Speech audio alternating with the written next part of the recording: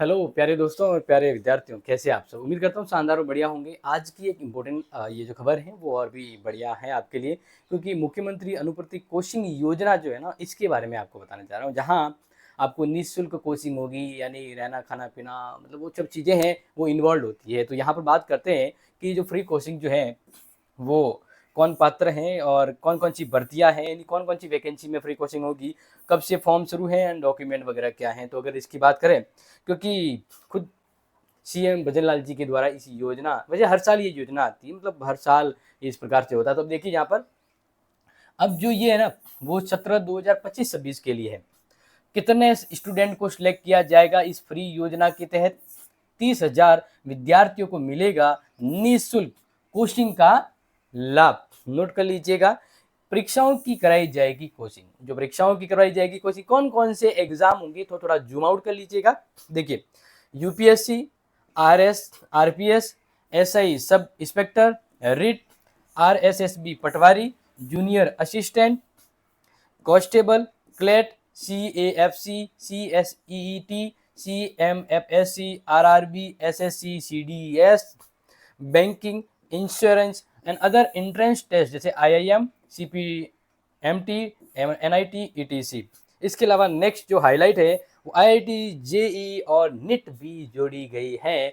इन योजनाओं के अंतर्गत आप अगर सिलेक्ट होते हैं मेरिट में, तो आपको लगभग बहुत अच्छा फ़ायदा मिल सकता है। यानी अलग अलग किस्तों में आपको 30,000, 40,000 ऐसे करके आपको लमसम बहुत बेनिफिशियल हो सकता है इस योजना के तहत। तो बात करते हैं कि इस योजना का पात्र कौन है, कौन फॉर्म भर सकता है। तो हम इसको यहाँ पर थोड़ा सा पीडीएफ के जरिए समझाने की कोशिश करते हैं ताकि इसको आप समझ पाएंगे। क्लियर?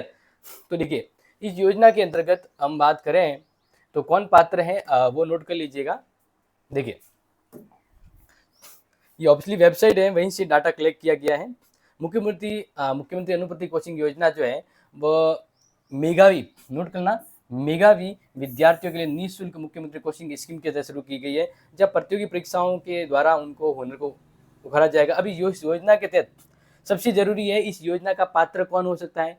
जो राजस्थान का रेजिडेंसी यानी मूल निवासी है, राज्य की अनुसूचित जाति, अनुसूचित जनजाति यानी ST ST, OBC, ठीक है ना, SBW यानी विशेष पिछड़ा वर्ग होता है ना वो। इसके अलावा सामान्य वर्ग के परिवारों को भी आर्थिक रूप से जो कमजोर है यानी EWS को विभिन्न प्रतियोगी परीक्षाओं की तैयारी करवाई जाएगी। मतलब ST SC, OBC, SBC और EWS और अल्पसंख्यक जो आते हैं उन्हें सहायता प्रदान की जाएगी। इन परिवारों के मेधावी विद्यार्थियों जिन्होंने 10वीं में कम से कम 50 से अधिक अंक लाए हैं और आगे की पढ़ाई के लिए विशेष क्षेत्र जैसे इंजीनियरिंग, मेडिकल कॉलेज आदि में भी अपनी तैयारी कोचिंग करना चाहते हैं तो फ्री कोचिंग यहाँ पर मिलेगी। अब यहाँ ध्यान रखना ये कि आर्थिक और सामाजिक रूप से कमजोर परिवारों के मेधावी विद्यार्थियों को आगे की पढ़ाई के लिए ये मौका मिलने वाला सुनहरा मौका। आगे देखिए कौन है पात्र। तो सबसे पहले भी मैंने क्या कहा, जो राजस्थान का मूल निवासी है वो। दूसरा, यहाँ पर कैटेगरी मैंने बता दी, कैटेगरी के कौन कौन पात्र हैं। तीसरी कंडीशन कि जिनके माता पिता अभिभावक राजकीय कर्मचारी नहीं होने चाहिए, मतलब फ्री कोचिंग उनको ही मिलेगी जिनके पेरेंट्स गवर्नमेंट सर्विस में नहीं है, ध्यान रखना ये। और अभ्यर्थी आय की सम्मिलित करते हुए यदि वार्षिक आय 8 लाख तक हो, अर्थात अभ्यर्थी जिनके माता पिता अभिभावक राजस्थान सरकार में राजकीय कार्मिक है और कार्मिक में पे ग्रेड का अधिकतम लेवल 11 तक हो, तो सकल वेतन समस्त सहित कुल वार्षिक, यानी गवर्नमेंट सर्वेंट भी भाग ले सकते हैं। मतलब गवर्नमेंट सर्वेंट यहाँ पर बात करूँ, जैसे किसी के फादर हैं वो सरकारी नौकरी है लेकिन पेमेंट उतना नहीं है जो आयकर के अंतर्गत आता है, यानी अगर गवर्नमेंट एम्प्लॉयज भी है और 8 लाख से कम सालाना इनकम होती है इनकी, तो वो भाग ले सकता है, अदरवाइज नहीं ले सकता है। मतलब उसको इस फायदा मिल सकता है, ध्यान रखना, क्योंकि पारिवारिक वार्षिक आय जो बताई गई है वो 8 लाख, इससे कम होनी चाहिए।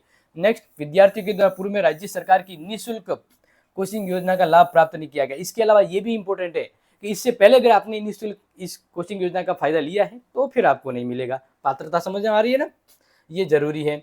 और क्योंकि सत्यापन होगा, वेब पोर्टल पर सबमिट होगा, अगर आपने वो दिख लिया कि आपने पहले फायदा लिया तो डिस्क्वालीफाई हो जाओगे, ठीक है ना।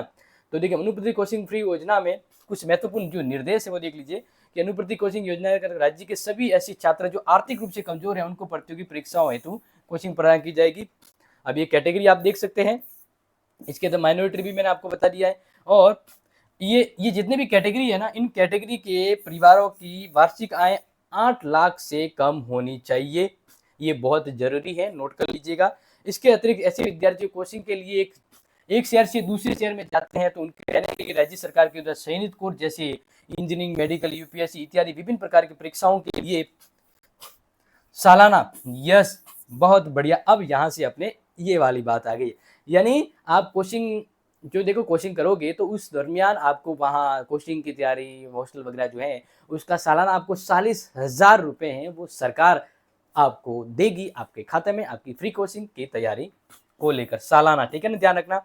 इसके अंतर्गत मुख्यमंत्री अनुभूति कोचिंग योजना के अंतर्गत कोचिंग सुविधा का लाभ केवल एक बार ही लिया जा सकता है पूरे कोर्स की अवधि के लिए। यदि कोर्स 2 साल का होता है तो कोचिंग सुविधा 2 साल के लिए मिलेगी। यदि 1 वर्ष का होता है तो कोचिंग सुविधा एक प्रकार मतलब एक बार ही होगी, यानी एक बार ही चले जाएगा। तो वो समझ गया ना आप। अब यहाँ पर देखिए, जैसे अलग अलग बता देता हूँ। अगर कोई यूपीएससी की तैयारी कर रहा है और आप कोचिंग वहाँ करोगे जो एक वैल्यूएबल संस्थान है जिसकी मान्यता है, तो वहाँ से आपको फिर सर्टिफिकेट वगैरह लगेगा ना जब आप फॉर्म भरोगे। तो वैल्यूएबल कोई संस्था है तो उसके सर्टिफिकेट, उसके डिटेल रिसिप्ट के आधार पर ही आप इस कोचिंग का फायदा ले सकते हैं।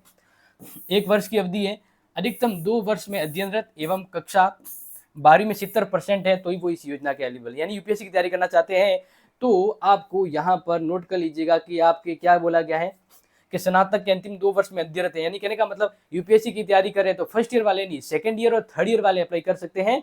और कक्षा 12th में 70% होना चाहिए तो वो अप्लाई कर सकता है, फॉर्म में मेड आ जाएगी। फिर यूपीएससी के द्वारा सिविल सेवाओं में तो ये भी 1 वर्ष है, इसके अंतर्गत भी स्नातक फर्स्ट सेकंड में है और 12वीं में 60% होना चाहिए। क्लियर। सिविल सेवाओं के द्वारा आयोजित सेवा परीक्षा सिविल और यूपीएससी को आयोजित सिविल सेवा परीक्षा ये अन्य संस्थान है और ये प्रतिष्ठित संस्थान है। ये दोनों में बस ये फर्क है। इसके अलावा अगर आप बात करते हैं आरपीएससी की तैयारी कर रहे हैं अधीनस्थ कुछ भी, तो प्रतिष्ठित संस्था में आपको 1 वर्ष के लिए तो बस वही है, 12वीं में 65% होना चाहिए, स्नातक सेकेंड या थर्ड ग्रेड में होना चाहिए। अब इसी तरह आरपीएससी के लिए अन्य संस्थानों से अगर आप कहीं कर रहे हैं तो वही आपको 12th में यहाँ पर बस चेंज है, 55% होना चाहिए। समझ में आ रहा है ना। फिर आरपीएससी के द्वारा आयोजित सब इंस्पेक्टर 600 पे ग्रेड पे मैट्रिक लेवल पर अगर आप या इससे ऊपर की ग्रेड पर तैयारी कर रहे हैं प्रतिष्ठित संस्थानों पर, तो 6 माह की ये कोचिंग होगी। जहाँ स्नातक के अंतिम 2 वर्ष में अध्ययनरत है तो उन्हें 12th में 50% होने चाहिए, तो उन्हें आरपीएससी के द्वारा आयोजित सब इंस्पेक्टर या इससे ऊपर के 600 पे ग्रेड जो है उसमें आपको फायदा मिलेगा। इसके अलावा रिट की परीक्षा की, यहाँ रिट की अगर प्रतिष्ठित संस्थान तो करते हैं तो 4 महीने की अवधि होती है। और कौन ये इस योजना का फायदा ले सकता है? जिसने बीएड ईएसटीसी की हुई है और 12th में 50% है तो इस योजना का फॉर्म भर सकता है। एलिजिबल हुआ, मेरिट में आए तो आपका सिलेक्शन है। इसके अलावा आरएसएसबी परीक्षा जैसे पटवारी, कनिष्ठ लायक ग्रेड 2400 तथा वर्तमान में पे ग्रेड लेवल 500 से ऊपर है तो उनके ये एलिजिबल है, जिनके यहाँ पर बात करी है। तो प्रतिष्ठित संस्थानों में 4 महीने की अवधि है। अब यहाँ पर कौन इस योजना में, जिसके ध्यान रखिएगा, यहाँ पर कहा गया है कि स्नातक के अध्ययनरत यानी स्नातक अध्ययनरत होना चाहिए, उसके आरएससीआईटी होना चाहिए यानी कंप्यूटर ओ लेवल होना चाहिए, यानी कंप्यूटर डिप्लोमा होना चाहिए और 12th में 50% होना चाहिए। तो उसे यहाँ पर आरएसएसबी पटवारी सहायक इसके लिए वो फॉर्म भर सकता है, पात्र हुआ तो फायदा मिलेगा।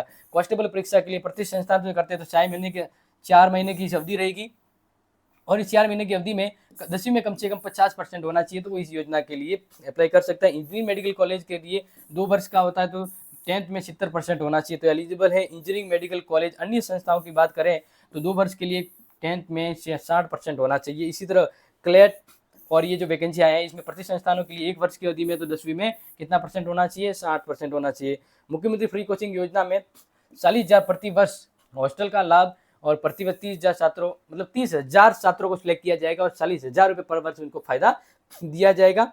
तो मेरे हिसाब से लगभग तो मैंने बता दिया है इस योजना का फायदा है। अब कैसे कैसे मिलेगा आपको? अलग अलग मिलेगा, अलग एक साथ आपको 30,000 नहीं दिए जाएंगे, ध्यान रखना। इसमें मुख्यमंत्री योजना के अंतर्गत 10th और 12th में प्राप्त अंकों की मेरिट के आधार पर, अब सिलेक्शन कैसे होगा? तो मेरिट के आधार पर यानी 10वीं 12वीं में जैसे सीबीएसई आरबीएसई है तो मेरिट बनेगी और मेरिट के आधार पर जितने फॉर्म आते हैं उसमें से सिलेक्ट किया जाएगा, ठीक है ना। जबकि आरबीएसई की बात करें तो 10वीं 12वीं में प्राप्त अंकों का प्रतिशत बनाया जाए, यानी सीबीएसई में यहाँ पर जो ग्रेड है उसकी मेरिट होगी और आरबीएसई में परसेंट की मेरिट बनाई जाएगी। इसके बाद अनुप्रति कोचिंग योजना के अंतर्गत राजस्थान सरकार के द्वारा समाज कल्याण व अधिकार विभाग नोडल एजेंसी बनाया दिया जाएगा जो समस्त समन्वय कार्य करेगा। यानी नोडल एजेंसी कौन होगा? समाज कल्याण और अधिकारिता विभाग है जो इसकी देखरेख करेगा।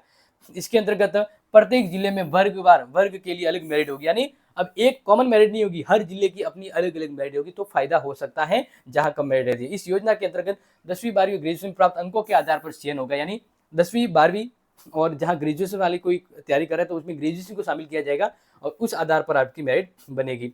और 10th के प्राप्तांकों को सत्यापन माना जाएगा। अगर त्रुटि हुई, भौतिक सत्यापन वापस डॉक्यूमेंट वेरिफिकेशन अगर गलत है तो आपको इसका फायदा नहीं मिलेगा, स्वतः निरस्त हो जाएगा। और इसके लिए आपको जन आधार जरूरी है चयनित सूची में आने के बाद, ठीक है।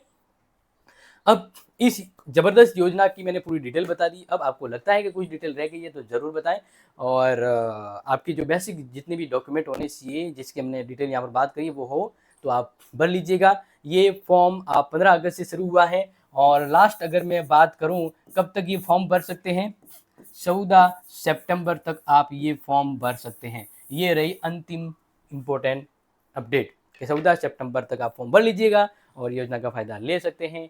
तो ये अपने दोस्तों को, जरूरतमंदों को जरूर शेयर करें। मिलते हैं आपसे अगली इंपॉर्टेंट क्लास में, तब तक के लिए टेक केयर। जय हिंद, जय भारत।